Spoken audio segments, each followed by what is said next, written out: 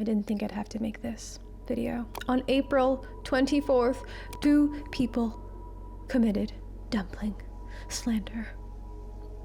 And I have evidence. Yeah. What are you eating? Can I just have my breakfast real quick? Was that a tiny... What is it? It's a dumpling. For breakfast? Melissa, it is 10 a.m. A little pocket of joy wrapped in dough. This one's got some cabbage and chicken in it. For breakfast? What's wrong with that? It's just like a vessel to put stuff in. You could have like a breakfast dumpling. You can have you? Like, you can put an egg in there if you wanted to. You can have them for lunch. You can have them as a snack. You can have them for dinner. They could be a whole meal. Melissa, are you saying that you would eat dumpling all day? Yeah, you could have a balanced day of eating Melissa, just dumplings. you cannot live a balanced lifestyle on dumplings only. Well, not with that attitude. And to prove it, I'm going to make an all-day dumpling menu, learn about different dumplings from around the world to show you that you can turn anything into a dumpling and eat it for breakfast, lunch, and dinner. Thank you to Skillshare for sponsoring a portion of this video and to our patrons for supporting the channel. But first, what is a dumpling?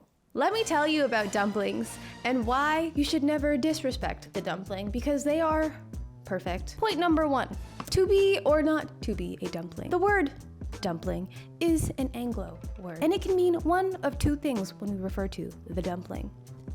Dumpling A, the glob, American chicken and dumplings, maybe Caribbean dumplings. This one may be controversial. The matzo ball, not called a dumpling, but glob dumpling is just the dough. But let me tell you where the real fun is.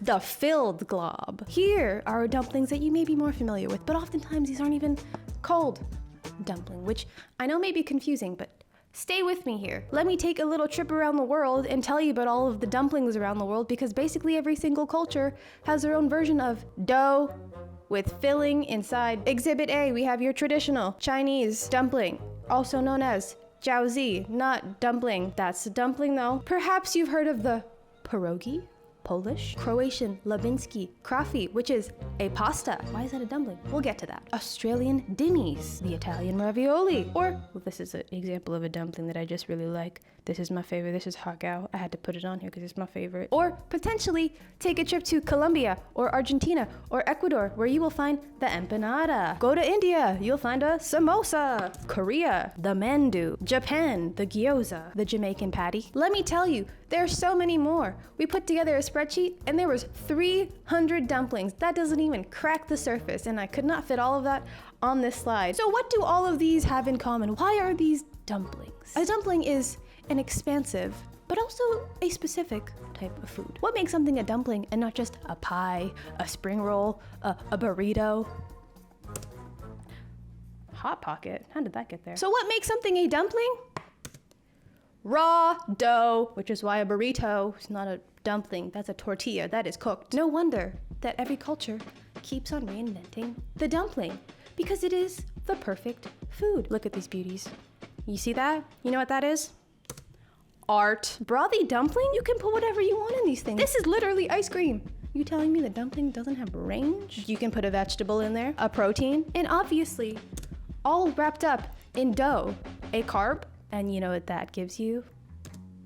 Not just love, a complete diet. In conclusion, the dumpling is an international icon and we can learn so much from all of these dumplings. Different fillings, different doughs, different ways of cooking, different ways of folding, different ways that we wrap up our beautiful cultures in these little parcels and bundles of joy. So if I'm going to make the perfect menu and prove to these fools that you can have dumplings all day, I needed to make sure that my dumpling education was up to date. So I took a culinary tour in restaurant kitchens across Toronto to learn hands-on these cultures' take on the dumpling. My first stop, Chen Asian Bistro, a Chinese restaurant in Toronto offering a wide variety of different regional Chinese dishes, and notably, dumplings.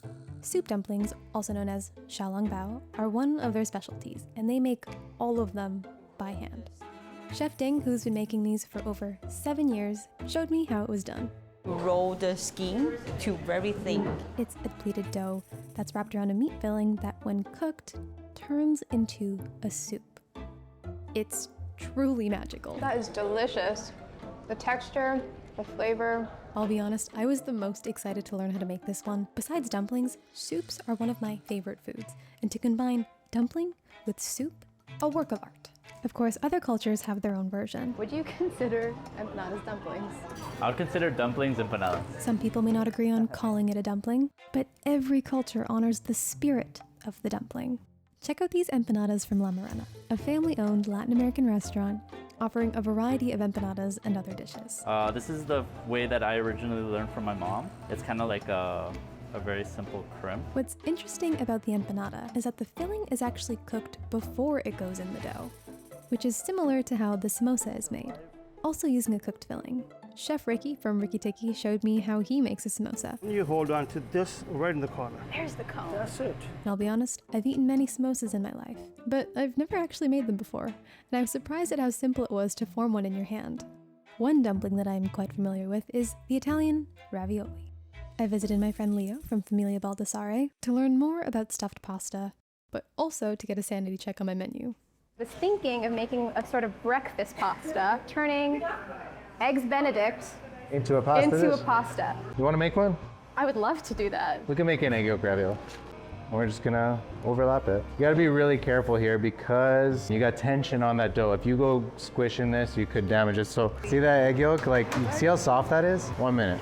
I think dumplings is the parent of Italian pasta. So the origin of filled pasta is still said to come from Asia, just like we know it is with spaghetti. We know that came over as noodles. It's so poorly documented that it's hard to tell. So I would say the ethnicity of the pasta changes, but I think dumplings, ravioli, all that are just siblings, really, in like a larger food story. These cultures, though geographically really far from each other, have something in common. And it was starting to become more clear what my menu would be for my day of dumplings. You have a good starting point now. I'm really curious to see where you end up. I'm designing this all-day dumpling menu to prove to these two that dumplings can be eaten for any meal. And if there's a dumpling that doesn't already exist, I will make it. That's really close. Never mind. For breakfast, this is eggs Benedict, English muffin, cured ham, poached egg, hollandaise sauce. The superior cousin to the eggs Benedict is the eggs Florentine, so we're replacing the ham with spinach. So what I'm thinking here, pasta, spinach,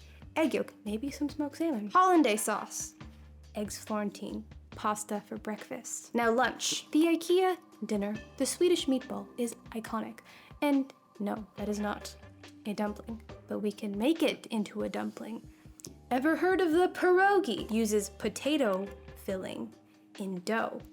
IKEA dinner has potato, but also the idea of putting cooked filling is kind of like the samosa or the empanada. Could be really good. Dinner, maybe my greatest invention. I told you earlier that soup is one of my favorite foods. Next to the dumpling. Dumpling and soup are kind of, it's a toss-up. But one of my favorite soups is pho. Another thing with the rice noodles, it's got the broth, the nice meats. This one's a chicken version of it.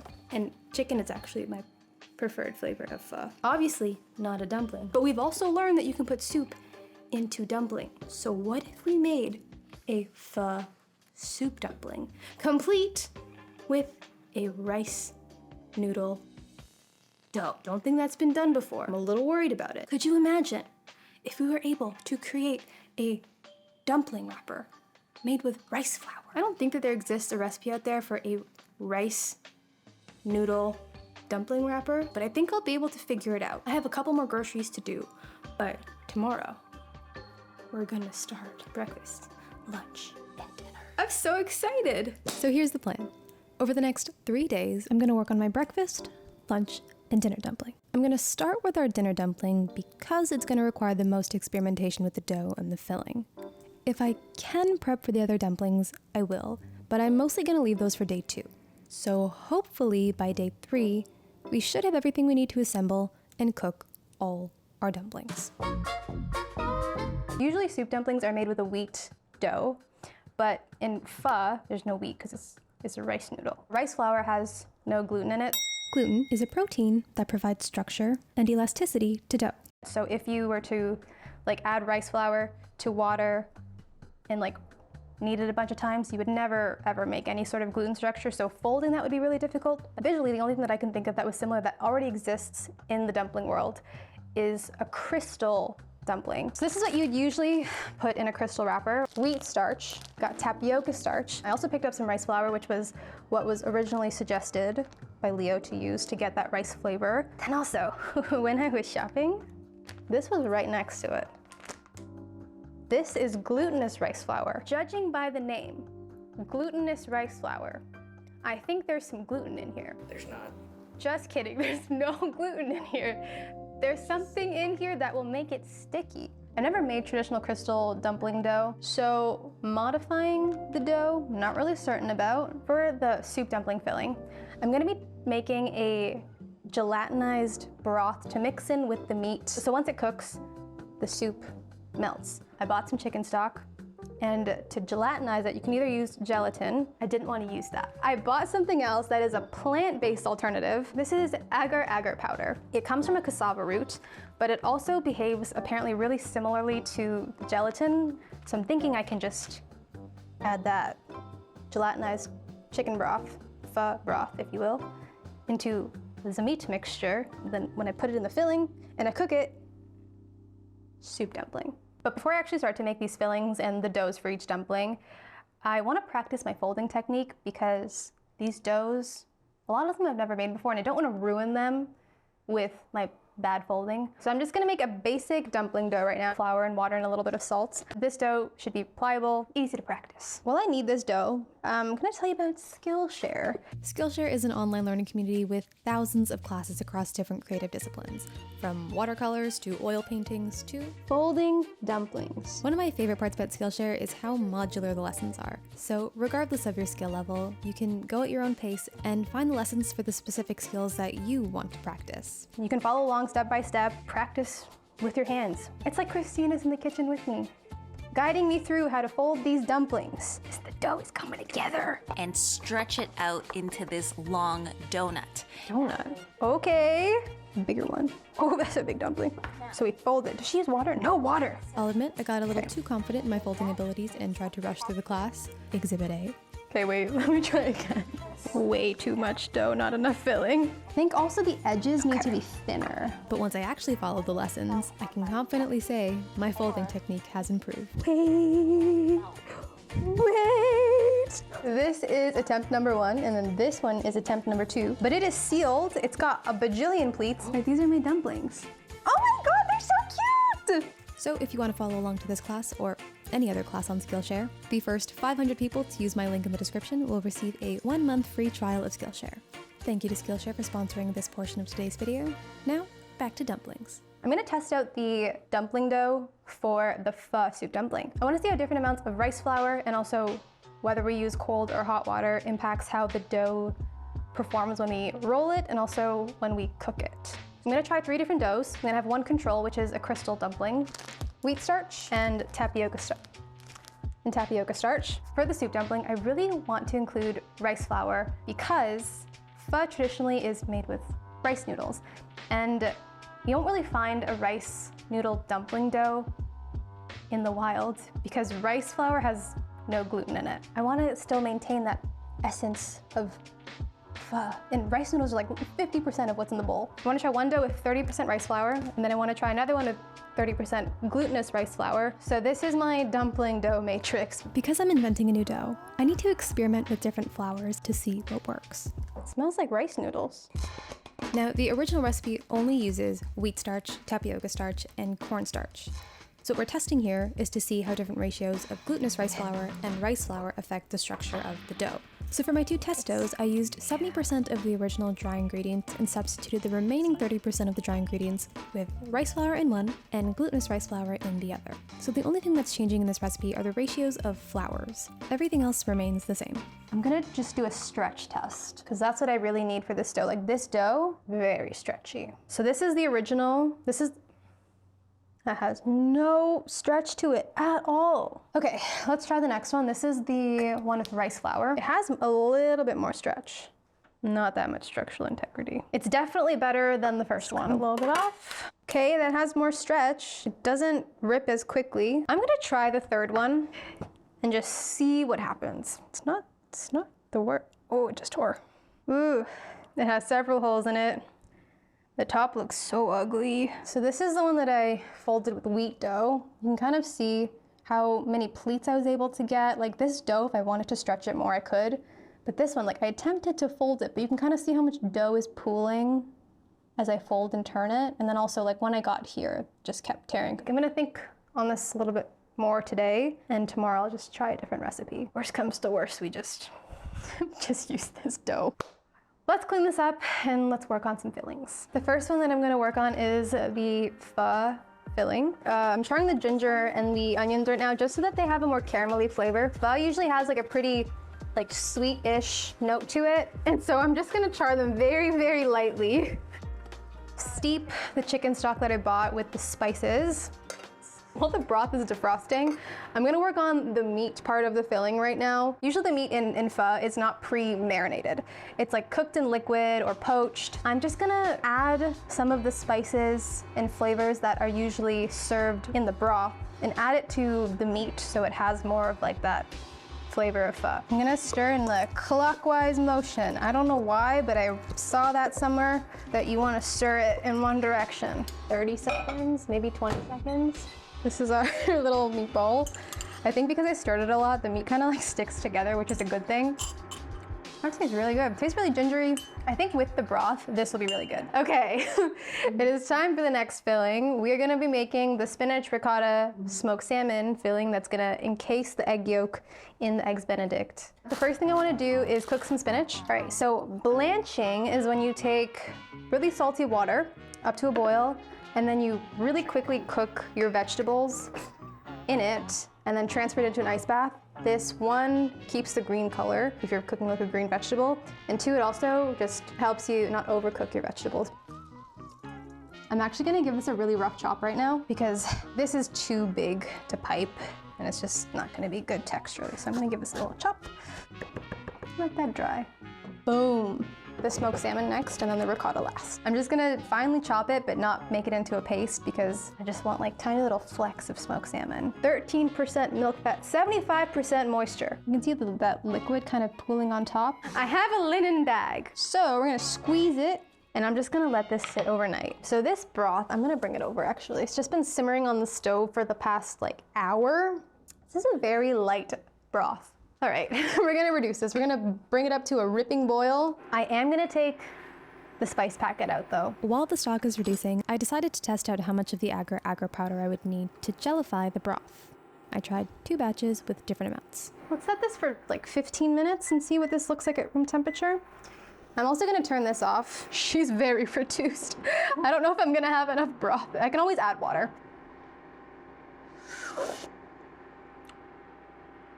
That's good. That's delicious. This is a solid mass. So this is with the doubled amount. Look at that. This one, it's bouncy. Immediately, I can tell that the one that we had more powder in is much firmer. I'm gonna microwave both of them and just see what happens when I reheat it. It's liquid. It's liquid. I'm gonna do another test while those are cooling. I'm just gonna see if I can dice it. Okay, this is falling apart so quickly. I don't know if that's a good thing or a bad thing. See, this one just kind of stays in chunks. When I melt this one in like the heat of my hand, it has less of a grainy texture to it, and it melts into something that is more liquidy, which is what I would want in a soup dumpling. Like this one, when I kind of run it through my fingers, it feels kind of gritty. What if you just do like half a teaspoon plus a quarter teaspoon? We've reduced a lot of liquid, so I'm happy to add a little bit more water in here. I'm gonna see how much we have. So that's 1 cup. Bring it back up to a boil after I measure it. Then add in the powder, and then I'm gonna set it in these cubes. Okay, well, that's a wrap for today. See you tomorrow. This kitchen is very hot, and I have many dishes to do. So today, we've experimented with the dough for the soup dumpling, started the filling for it, alongside the filling for the eggs Florentine ravioli. Tomorrow, the plan is to finish up all the fillings and work on all our doughs, starting with our breakfast dough, our lunch dough, then hopefully our dinner dough.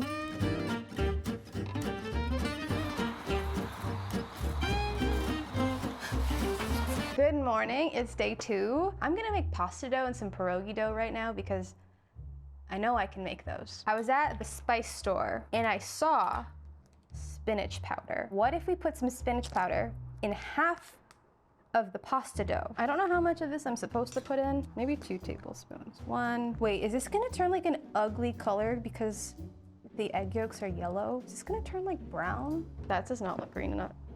That was 50 grams. Oh my God, these eggs are so pretty. How much of the budget did you spend on our eggs? They were happy chickens, okay? I am just going to use my hands. 300 grams of flour. This dough feels a lot softer, so right now it looks like a mess, but it'll come together. Okay, let's try this spinach one. It does look like matcha. It also smells like spinach. It springs back, which is what we want. I'm gonna call this one done. So I'm just gonna put this in a container so it doesn't dry out. All right, let's make some pierogi dough. This is pasta dough, and this is our pierogi dough. This one has a little bit more spring to it as well. I also kneaded it a lot longer, but it's also just softer. Like this dough, I could like smush like this. This one requires a little bit more force. Now that I'm happy with both of these doughs, I'm just gonna let these go back and rest. Now I'm gonna start working on the dough for the pho dumpling. The biggest issue that I was having with the dough yesterday was that it didn't really have any like structural integrity. When I tried to pull the dough apart, it kind of just snapped, which is very unideal for forming a dumpling, because if I want to even fold it over, it will just snap and all the filling will come out. That structural stretch that I'm looking for comes from a combination of gluten and heat. Yesterday, I really cut down on my only gluten source, which is the wheat starch, and let the dough cool down a lot. Also, I ignored the part in the recipe that told me to make this over a stove. Turns out, that was pretty important. But it's okay. I found a new recipe, and this time I'm gonna try to heat up the dough again before I work with it. So for this test, we're going to make 4 different versions of the dough. The first is the control. Then, similar to yesterday, we're gonna do one with rice flour, one with glutinous rice flour, and additionally, we're gonna try one with a mix of the 2.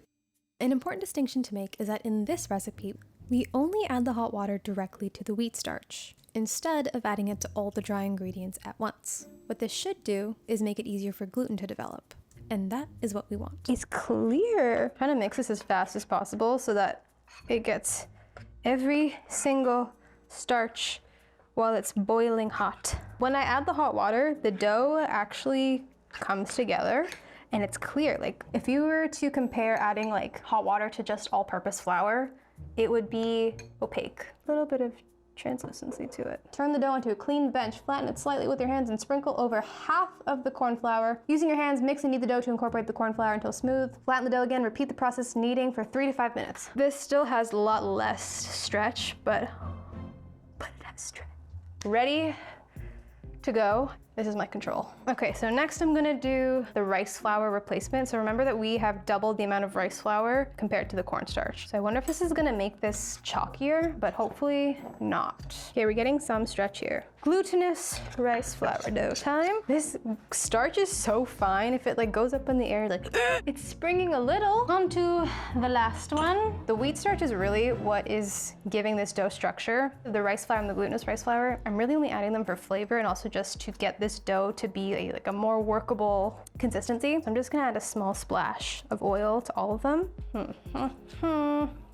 What are you looking for? I am looking for this dough to be able to stretch. I'm looking for resistance really when I try to stretch it so that it doesn't break apart. I'm not certain if I'm finding that anywhere. Bees need to rest. We'll check on them when we return. I'm going to trial each dough and form a dumpling. According to Marion, I need to get these doughs warm so that they become more pliable. So it's like, it's cold and it kind of breaks apart. So hopefully after we put this in here, it will be warmer. So this is the filling that we made yesterday. It's just the ground chicken with the green onions and the ginger and the spices. Oh my God, it smells so good. I mean, it's definitely malleable and soft, but I can feel when it gets cool, it's losing its like pliability. You could also just put it back on top and quickly reheat it. Oh, that's so smart. Okay, so we're gonna basically, oh no, it's tearing already.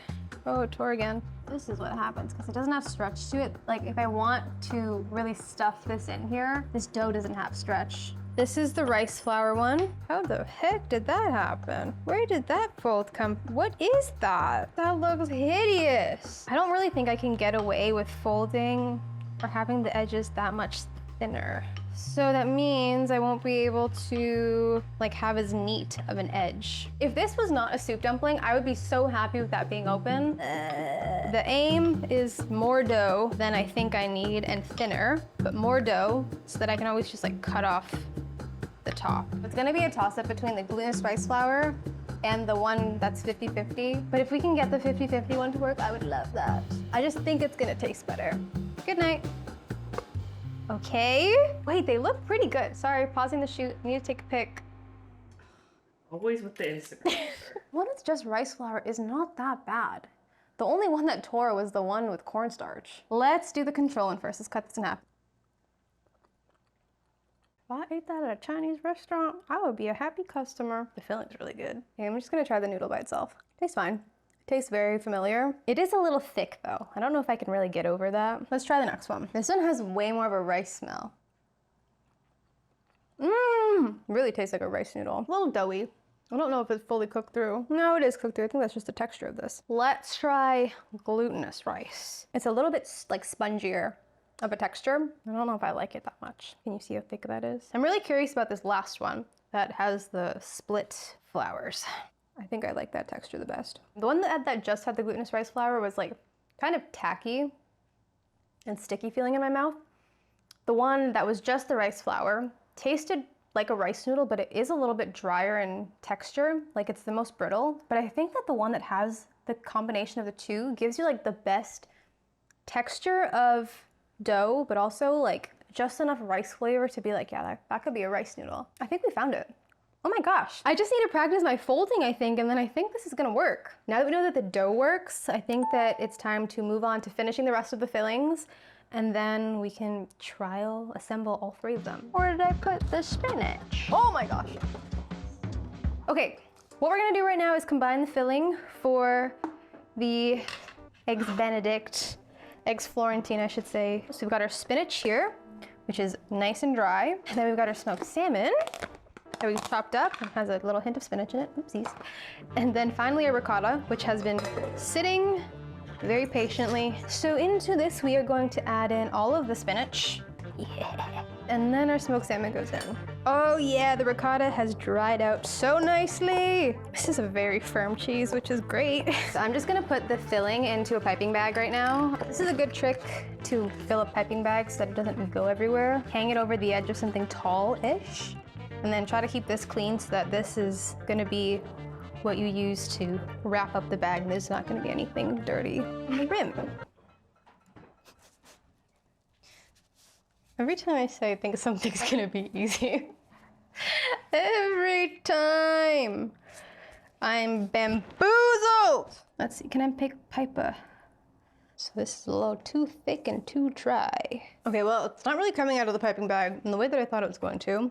But this is a tomorrow problem. So I'm gonna close this and think about it later. Next, I need to go get the filling from IKEA.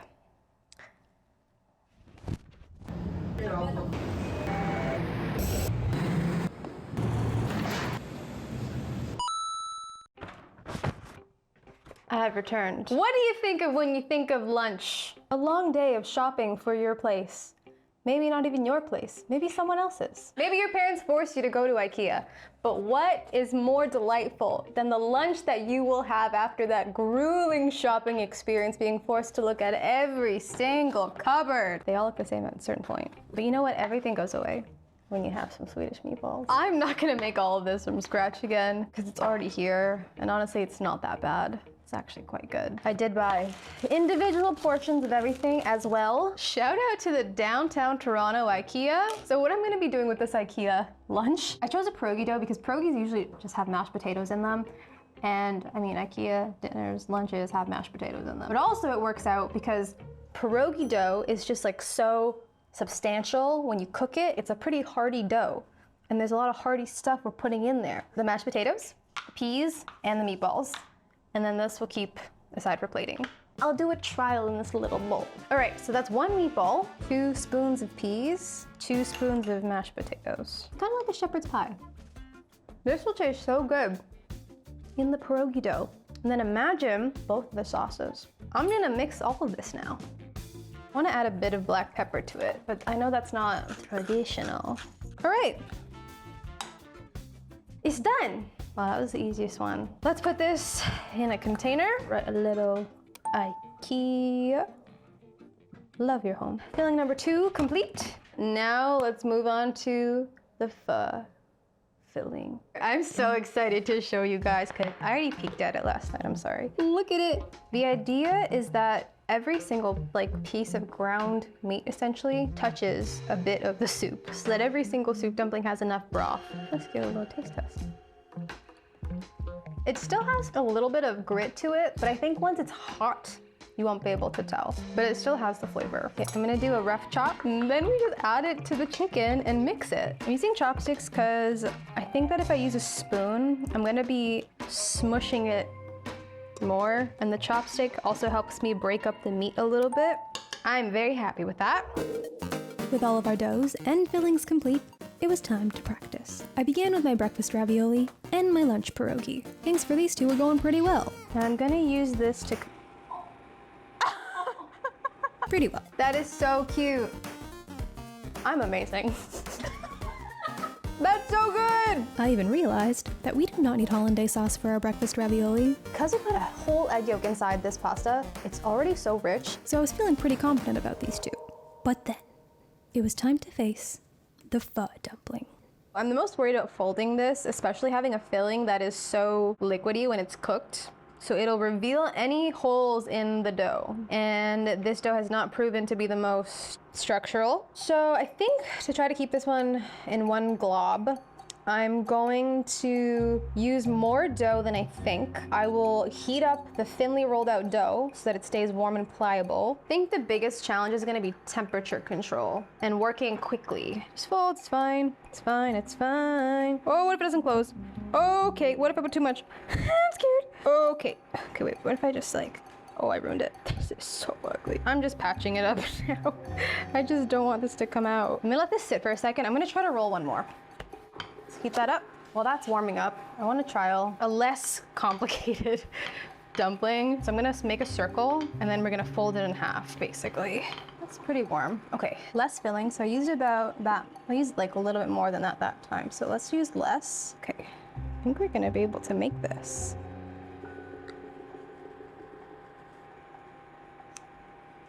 Did I just do it? It's not as many folds, but it's sealed. Okay, let's cook them. I'm gonna crank this up. I think last time we overcooked them, so I think 10 minutes is plenty.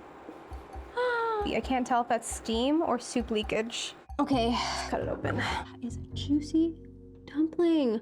Hold on, it looks kind of gnarly cut open. It smells like ginger. Some of the pho spice is coming through. You know what is happening right now? I think I know why you don't put the soup in a rice flour dumpling. All of the soup is being absorbed by the rice wrapper. That is not good for 2 reasons. 1, the soup vanishes. 2nd, this rice noodle becomes gelatinous and kind of unpleasant to eat. If you feel that, that's just sliminess. Ugh.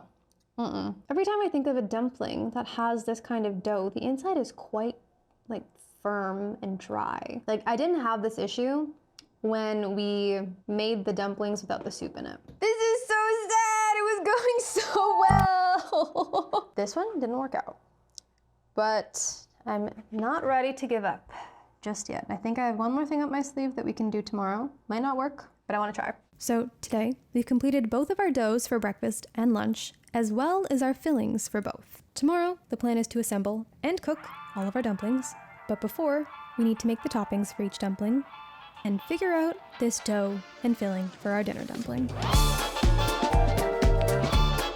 It's day 3. I ended up spending a little extra time trying to troubleshoot the soup dumpling, and I actually found this dough does not really like moisture, and when you steam it for a long time, a lot more water is just getting into the dough. And then the other thing is that we have liquid inside. It just made for a really gross texture. But I found that if you cook the dumpling for maximum 5 minutes, the dough is cooked and set and it doesn't get gummy. But what that means is that the filling doesn't get cooked in time. So my solution is to pre-cook the meat in the filling and then add a soup cube on top and then fill it. So it takes a lot less time for the whole thing to get cooked through and the dumpling cooks properly. So I'm gonna start today by remaking the dough because I used everything yesterday, including all the scrap dough. Okay, let's make this dough. Here's the recipe.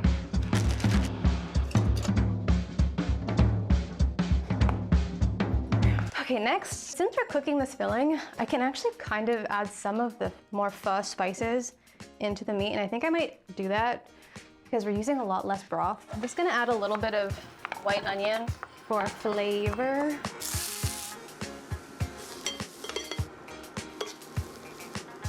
I'm just gonna add like the broth. Now we're talking. I want very, very fine pieces of meat so that it's easier to fill. This is the fun part about cooking. You can kind of do what you want. All right, now that's all of our fillings prepped. All of our doughs are prepped. So I'm just gonna prep all of the garnishes and toppings for the dumplings. Once we cook all of the dumplings, just wanna have all of our garnishes ready to go. Oh my gosh, hello. About a third of a cup of sour cream. We'll start with 1 spoon. Lingon Cream. Please note, this burns so quickly, so it's gonna happen very, very fast. And that is all of our garnishes ready. That's all of our fillings ready. That is all of our doughs ready. All that's left to do is assemble. We are going to roll some doughs now and just get them ready to be filled. I'm actually gonna roll on this block because an issue that happens when you roll dough on a counter is that it tends to stick. Wood absorbs moisture. So I'm gonna actually roll out the dough on here really, really thinly, starting with pasta dough. Let's check on our little spinach, baby. It's so pretty. Have you ever seen a more beautiful dough than this one? I'm just gonna use a little bit. We don't need as much flour as we would on my countertop. I'm gonna see if I can roll it out actually to the size of this board and try to mimic what a pasta machine, a pasta roller would do. Okay, I'm pretty happy with this spinach pasta dough. So I'm gonna set this aside while I roll out the other doughs. And I just don't want this to lose any moisture while it sits on the side because it's so thin. Okay, next let's roll out the dumpling rounds. Now that all of our doughs are rolled out, let's change gears a little bit and let's start assembling our eggs Florentine raviolo. You may not be able to know, but I can tell all of the part that was not covered by the silicone is completely dry, but that's fine because we're not gonna use that. I've got my plate, cornflake, crumbly toasty stuff, and then I've got some lemon zest. I'm thinking if I actually just mix it with some flaky sea salt, I'm adding a little bit of lemon because what's missing in this dish is something fresh, and hollandaise sauce does have some lemon in it to cut all of the fattiness that is going on. The lemon is just a little ode to the hollandaise. So I'm going to pipe this out. Based off of yesterday, I'm gonna use a little bit less filling because she's rich. Add our egg yolk. Oh, she's so cute. Why did I do this with very agile? I had all of this space. Not much of a nest. I've messed this up so epically. The egg yolk is safe. Okay, let's fold now. I'm gonna just get a little bit more moisture. This has been sitting on the counter for a second, so I'm so scarred from before. I'm not gonna put any bowls of water on my work surface. Okay, let's fold. Good night. Oh, the edge is too close here, yeah. Okay, now we press very, very gently. This is gonna be good. Now we stamp. And hopefully it sticks together. Oh my goodness, it's a green sun! It glows! Oh my god! It glows! Okay. This is only gonna take 60 seconds to cook, so I'm gonna get the plate ready. So we're gonna sprinkle this on the plate. She's going in! Ready? Good night. Oh my goodness, it's working! I'm gonna take it out. Okay. onto this thing to dry. Oh my goodness, she's so cute. Okay, now we put her on the plate. Right in the middle. I'm back. I don't know where I went though. She's so ugly. You know what she needs? A little mentally unstable. I make potatoes. But we're here. We have eggs Florentine, raviolo, with one little hash brown. Now all that's left to do is cut it open. Look, it's runny. We did it. Okay, let's get some breadcrumbs. A little bit of potato.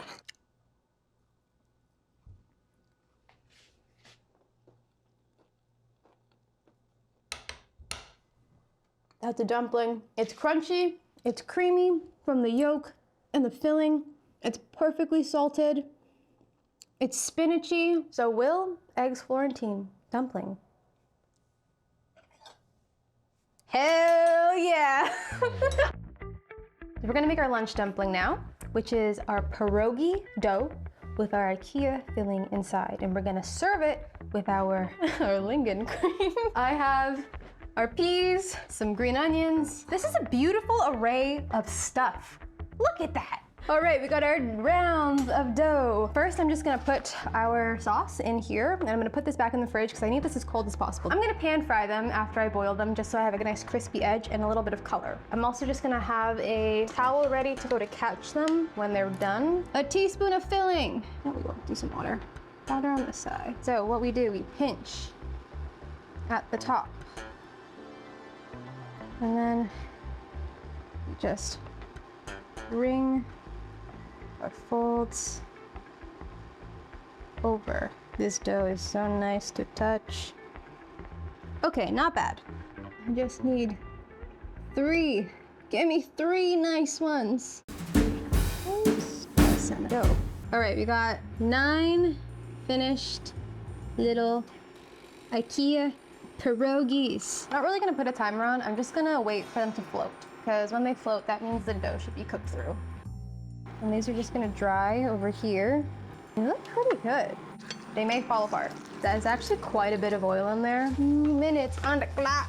Oh my God, they're already getting golden. I'm gonna press it actually into the oil so that I get an even contact with the heat. Oh my goodness. We're gonna do one side. Okay, this station looks like a disaster, but it's fine because what matters is what's on the plate. We have IKEA pierogi with meatballs, mashed potatoes, green peas in between each layer. I have some of this lingonberry sour cream so that each bite has some. Okay, I'm gonna take extra sauce on the back. I'm so excited to eat this one.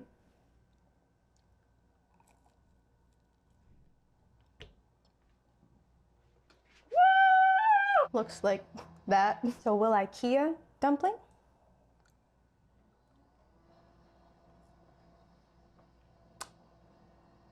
Yeah, buddy.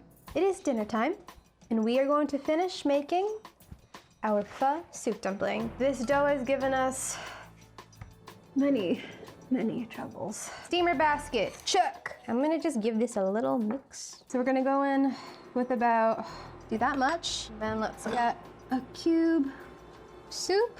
Just gonna, oh no, oh dear. I think it's still a little too dry. Okay, test.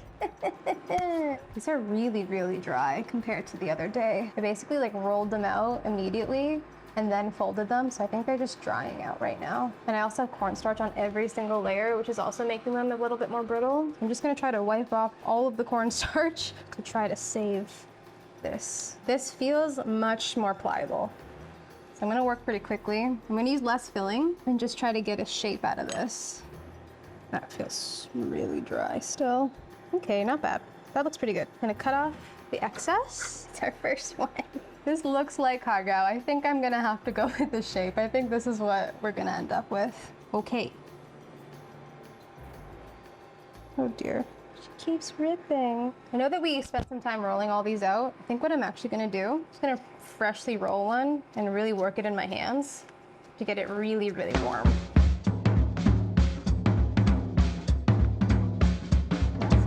Oh, immediately better. It is so much softer, so I can actually fold this without feeling like dough is gonna crack. Does not look like a soup dumpling, but it's close. Okay, I have 3. And now we steam them.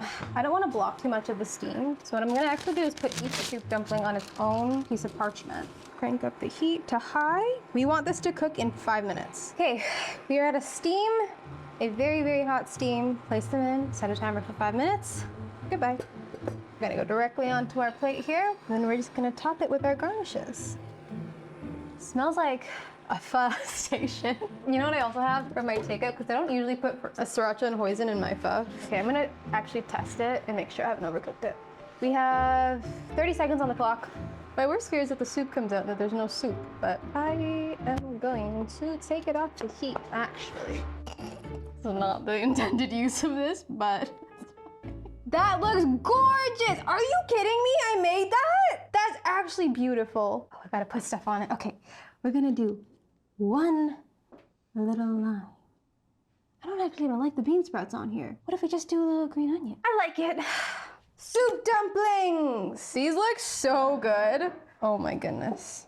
Wow. Okay, I'm gonna eat the one on the spoon. I'm gonna just try it by itself. Do a poke test. Oh, it's oozing out, it's oozing out, it's oozing out. Do you see the broth? Oh my gosh. I'm eating it. I'm gonna eat it. It smells like pho. Tastes like pho. It's so hot! Oh my god, it actually worked! It's not slimy. It's got all the components of pho. It's got chicken. It's got broth. That is pho broth. It's got the star anise flavor. It's got that delicious gingery onion. So will pho dumpling. Play the angelic music. We did it, boys. Time to prove those suckers wrong. I've solved all of my life problems by turning myself into a D&D character. I roll the dice to figure out which problem I'm gonna solve, and then I roll another dice to figure out what the answer to do is. And then I do it. Do you know what else makes all your problems go away? Therapy. Yes, but also... Wait, hold on. What is she doing? There's one more. Hold on. What do you think this could be about? It's 10 a.m. I don't understand how she has this much energy. I have made a breakfast, lunch, and dinner dumplings. I was gonna say no one asked you to do this, but we kind of did. No one's gonna ask. I'm gonna tell you what I made. For breakfast, guys, I made eggs Florentine into a raviolo. That's a turtle. Look, it looks kind of nice. I'm not gonna lie. Isn't this the most perfect shade of green you've ever seen in your life? I'm gonna show you what's inside. Is it gonna be gooey? That would be kind of fire. Is it gonna be? Oh, it is gooey. I made that. Ooh, okay. Low key, I think we should open a store called Melissa's All Day Dumpling Store. How quickly were you convinced off of one dumpling? Look, it looks fire. I'm not gonna lie, it's kind of sick. Okay, guys. For lunch, there's an entire IKEA lunch in this pierogi. You mean IKEA meatballs? And the mashed potatoes. And the peas. Like, how do you fit everything in such a small, flat pack pierogi? Ooh! Okay, guys, ready for number 3? Are you ready for dinner? A faux dump. Guys, don't even know how much I struggled to make these. Wait, I wanted... normal dumplings are dinner food. Why did you struggle the most? I made a fusion dumpling. I turned my favorite soup into a dumpling. It's so juicy. This one's cold right now, so I'm not gonna cut it open. You have to see the soup. 30 seconds. Guys, I put pho broth and I gelatinized it. Cut it in half. You can see. Okay. Your hand is in the way. Your hand is in the way. Move your hand. Do you see the liquid? This one, less impressive. I don't know why you had to reinvent the dinner dumpling. Our contention was, why are you eating dumplings for breakfast? I think, listen, I'm convinced you could eat dumplings breakfast, lunch, and dinner. Here's what I'm not convinced about. You had to invent new recipes in order to prove your point. She did all of this to seem more normal, to have a veneer of like, oh yeah, I'm having breakfast food for breakfast. But everyone knows she is a weirdo that would eat dumplings, breakfast, lunch, and dinner. The same dinner dumpling, frozen from a bag. There's still nothing wrong with that. I rest my case. It's crazy that Melissa's literally just a raccoon in a trench coat. She can't argue because her mouth is full of dumplings right now.